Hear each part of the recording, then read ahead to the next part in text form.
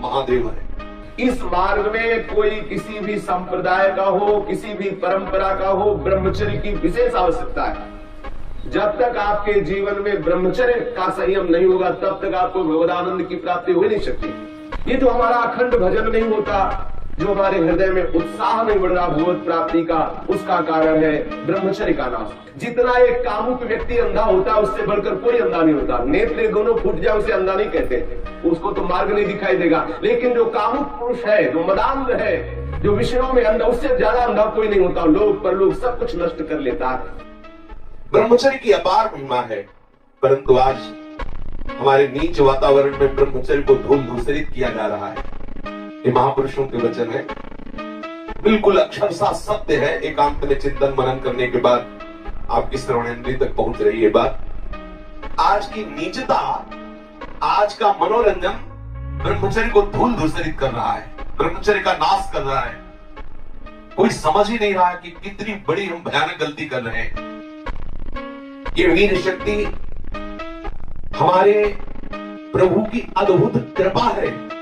अगर इस पर हम दृष्टि डालें तो आप जिस मार्ग में चलना चाहेंगे उस मार्ग में आपको बहुत बड़ा बल, बहुत बड़ा संबल, बहुत बड़ी सामर्थ्य मिलेगी ब्रह्मचर्य से। ये भगवान की एक कृपा शक्ति है।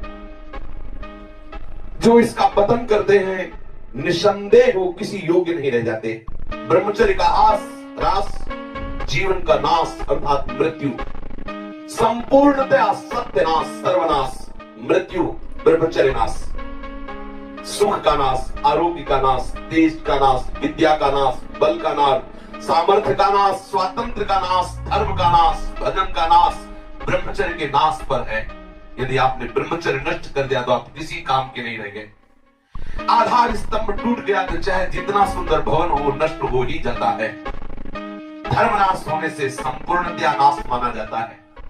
जिसका ब्रह्मचर्य नाश है वो कभी भी धर्म से युक्त नहीं रह सकता। हमारे स्वास्थ्य की संपूर्णतया वृत्तियों को बिगाड़ देने वाली एक चेष्टा है।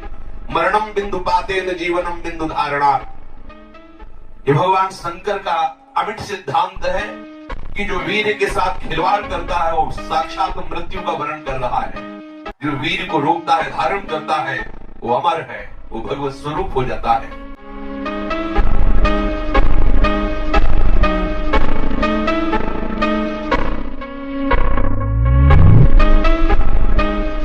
ब्रह्मचर्य ही जीवन है और ब्रह्मचर्य का नाश ही महान मृत्यु है।